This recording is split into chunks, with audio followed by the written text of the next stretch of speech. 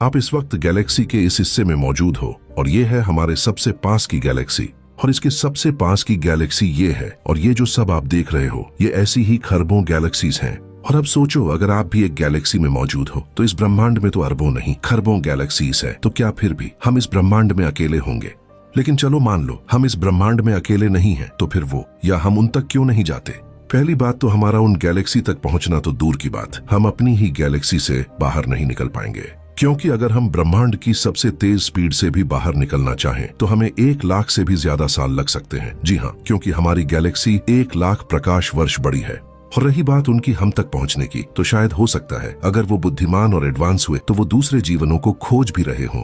लेकिन क्योंकि ब्रह्मांड में 100-200 नहीं बल्कि खरबों गैलेक्सीज हैं, तो वो किस किस पर जाकर बुद्धिमान जीवन की खोज करेंगे। यहाँ तक कि इनमें से एक गैलेक्सी में अनुमानित तौर पर लगभग 50-50 अरब तक ग्रह हो सकते हैं और 100 से 200 अरब तारे। तो उनको तो एक ही गैलेक्सी में घूमने में लाखों करोड़ों साल लग जाएंगे, जबकि गैलेक्सी तो यहाँ खरबों हैं। तो कैसे कोई जीवन उम्मीद कर सकता है कि कोई दूसरा बुद्धिमान जीवन हम तक आएगा?